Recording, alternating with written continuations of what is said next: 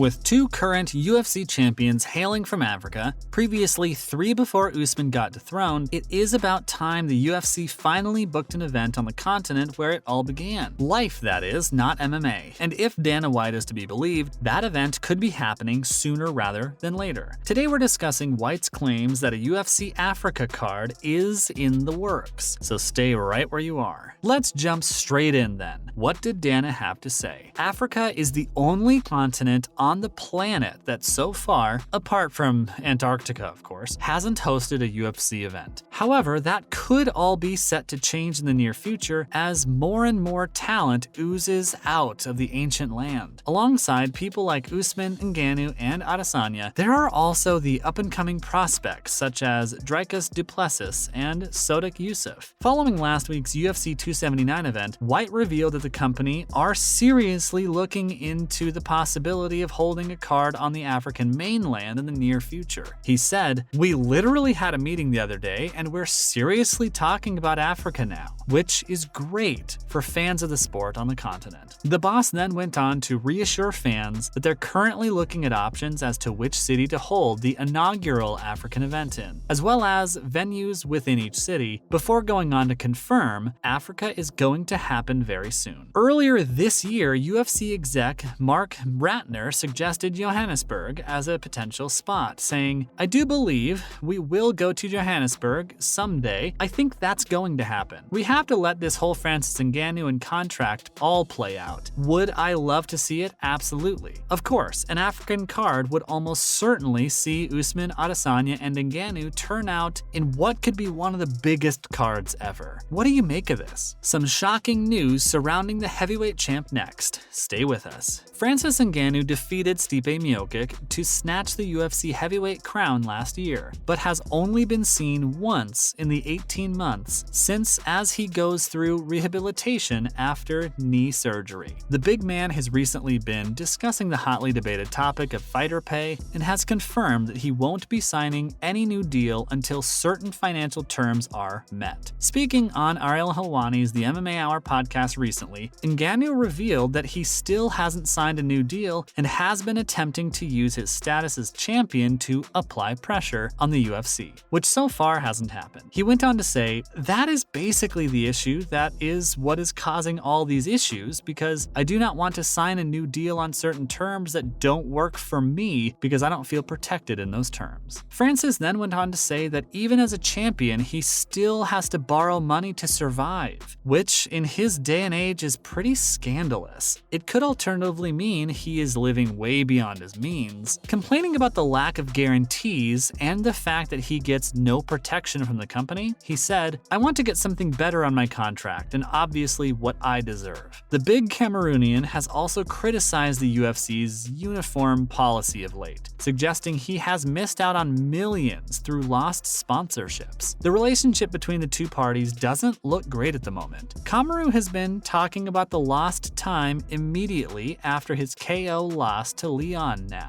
Usman was knocked out cold in his recent title defense against England's Leon Usman at UFC 278 and has opened up about the minutes directly after the vicious head kick. After coming back around, Usman was seen talking to his coach Trevor Whitman, as well as other people in the octagon. But quite worryingly, he has since admitted that he doesn't remember any of it. He spoke about watching the fight again, noticing himself talking in the octagon and also watching video footage of himself fully coherent in the medical tent. He says, "I talked to my family, I hugged everyone because it was on video and everything. I remember sitting and I was like, Leon gave me a 20-minute nap." Of course, Usman's words will come as no surprise to fighters who've tasted defeat by being knocked out, but it's still worrying nonetheless. The Nigerian Nightmare then revealed how directly after the fight he answered questions such as his date of birth and where he actually was, but still has no recollection of it. And speaking about the knockout itself, Kamaru explained that he remembers moving to the right, then to the left, then waking up in an ambulance. It's interesting to get a little insight into what actually goes through the minds of fighters immediately after being knocked out, but it's still something we never want to to experience, thank you very much. Give us your thoughts on Usman's words below. A potential future fight for Izzy next. Stay with us. Nigeria-born Israel Adesanya will be out again in a matter of weeks at UFC 282, but one current UFC middleweight believes it is only a matter of time before he faces Izzy. Darren Till believes that it is inevitable his path will one day cross with Adesanya's. Whether that be a title fight or not, he's in, hands down. The worst run of his career right now, winning just one fight in 4 years. In October 2019 against Kelvin Gastelum, whose career has followed a similar if not worse trajectory. However, the Gorilla is confident in his ability to bounce back and has set himself Stylebender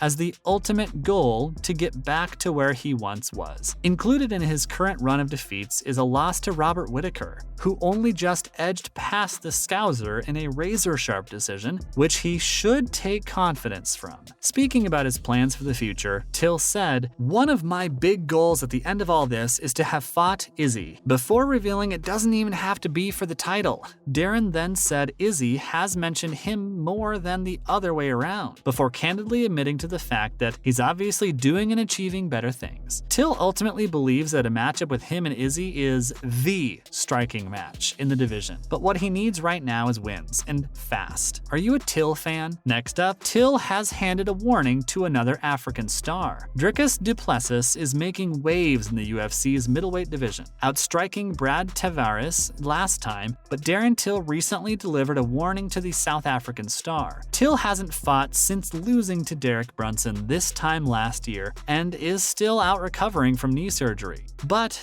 it has been rumored that his return isn't too far away. The UFC is also rumored to be lining up a fight between Till and du Plessis for December's card, but nothing has been confirmed as of yet. However, he hasn't stopped the Gorilla from issuing a warning to Still Knox, admitting that the South African is tough. Darren revealed that he was going to come to rip this guy's head off before reiterating it again just in case people hadn't heard him saying, "I'm going to come to rip this guy's head off." We get it, Darren. This one would certainly be an interesting matchup, so we will just have to wait and see if it comes to fruition. Till then added, "I just want to beat him bad, I really do, but we'll see," before revealing that his knee is now as good as it can be. Big talk from the Gorilla. And finally, Izzy has reacted to Khamzat's latest win. Chimaev easily dismantled Kevin Holland at UFC 279 last weekend. However, his weight issues in the run-up to the event have led to suggestions that he could be better off moving up to middleweight in the future. That would almost certainly mean his path crossing with current middleweight king Israel Adesanya in a fight that would be sure to blow the roof off the place.